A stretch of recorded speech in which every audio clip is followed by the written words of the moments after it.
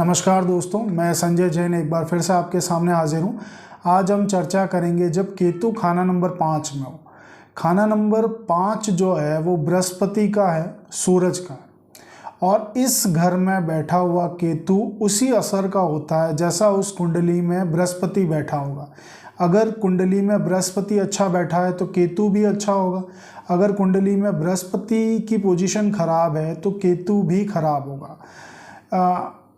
इसके अलावा केतु 5 के वक्त में अगर बृहस्पति, सूरज और चंद्रमा खाना नंबर 4 में हो, 6 में हो या 12 में हो, तो ऐसे इंसान को 5 लड़के होने की बात कही गई है कि ऐसे इंसान को 5 लड़कों की प्राप्ति होती है। जब भी सूरज, बृहस्पति या चंद्रमा खाना नंबर 4 में है, 6 में या 12 में बैठ जाए। और इसके अलावा इस सिचुएशन में उसकी जो फाइनेंशियल कंडीशन होगी वो बहुत साउंड होगी, बहुत स्ट्रांग होगी। केतु खाना नंबर 5 में अगर शुभ असर का है तो ऐसे इंसान को 2 लड़कों की प्राप्ति होती है और उसकी जो नर संतान है वो बहुत ही अच्छी बोली गई है, क्योंकि केतु जो है केतु जो इस इल्म में नर संतान को रिप्रेजेंट करता है लाल किताब में। तो केतु खाना नंबर 5 का है। इसके बारे में अगर ये शुभ हुआ तो 2 लड़के होंगे और हर तरफ से उनके हालात जो हैं वो अच्छे होंगे, यानी वो अपने माता पिता की सेवा करने वाले होंगे। पर लेकिन बृहस्पति के हालात उस कुंडली में अच्छे हो ना हो, इसकी कोई शर्त ना होगी कि उसे अपने पिता या दादा, बृहस्पति हम मानते हैं अपने पिता को, लाल किताब पिता को बृहस्पति मानती है, अपने दादा को बृहस्पति मानती है, लेकिन इनके हालात अच्छे हों या इनका सुख मिल जाए इसकी कोई शर्त ना होगी, क्योंकि केतु 5 के वक्त अमूमन राहु जो है वो खाना नंबर 11 में है।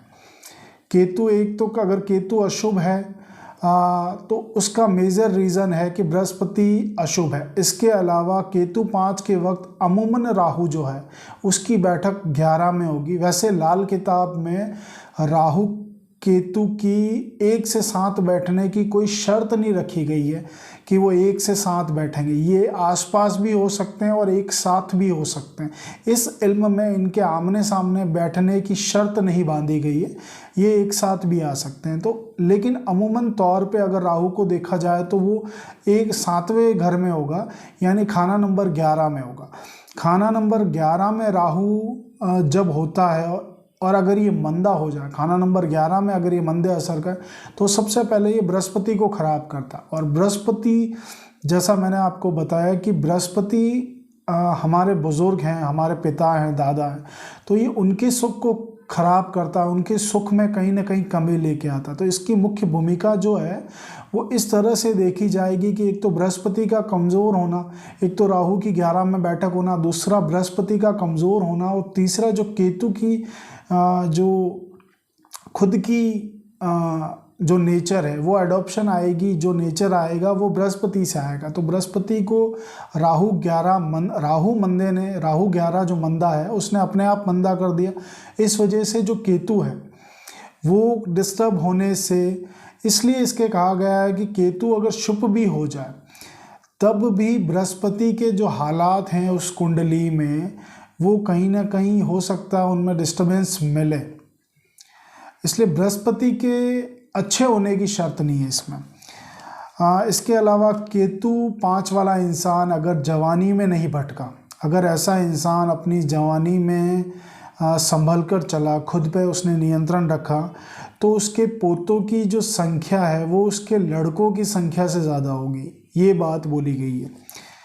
केतु 5 के वक्त में पढ़ाई लिखाई चाहे ऐसे इंसान की रुक के पूरी हुई हो या रुकावट आई हो या पढ़ाई लिखाई में कोई खराबी हुई हो, लेकिन बाद के जो रिज़ल्ट हैं वो हमेशा अच्छे रहेंगे अगर केतु शुभ है खाना नंबर 5 में।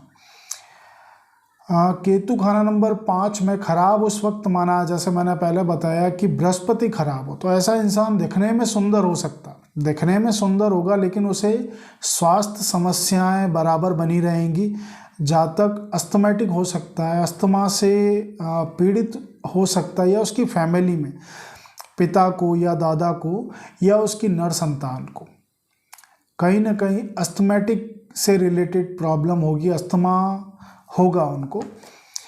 ऐसा इंसान केतु अशुभ के समय में, केतु अगर खाना नंबर 5 में अशुभ है तो ऐसे इंसान को मूत्र विकार रिलेटेड प्रॉब्लम होते हैं। ऐसे इंसान को स्टोन रिलेटेड प्रॉब्लम्स होने की संभावना रहती है, और ऐसी संभावना उस समय भी ज़्यादा उभर के आती है जब केतु वर्षफल में खाना नंबर 8 में कहीं ना कहीं उसकी मौजूदगी हो रही हो। और रीढ़ की हड्डी से रिलेटेड प्रॉब्लम्स, एक मूत्र विकार जो मैंने कहा, रीढ़ की हड्डी से रिलेटेड, ये सारी जो चीज़ें हैं ये केतु खराब से हम देखते हैं, केतु से देखते हैं। और जब केतु खराब होता है तो इनसे रिलेटेड ये प्रॉब्लम फेस करनी पड़ती है, चाहे वो रीढ़ की हड्डी से रिलेटेड प्रॉब्लम हो, चाहे वो यूरिनल प्रॉब्लम हो।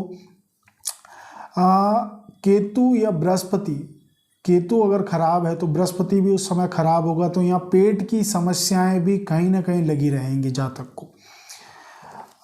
केतु अशुभ के वक्त अगर लेडी कुंडली में केतु अशुभ है तो मिसकैरेज की संभावनाएं रहती है, अगर खाना नंबर 5 में कहीं ना कहीं अशुभ है तो। केतु 5 के वक्त ऐसे इंसान को जीवन में कहीं ना कहीं कुत्तों से या तो डर लगता है, या जीवन में कभी ना कभी उसे कुत्ता ज़रूर काटता है। केतु 5 मंदे वक्त में ऐसा इंसान लॉटरी, जुए या अकस्मात पैसा कमाने की स्कीमों में कहीं ना कहीं उलझ के अपनी धन हानि करवा बैठता है, तो इन चीज़ों से उसे बचने की सलाह दी जाती है।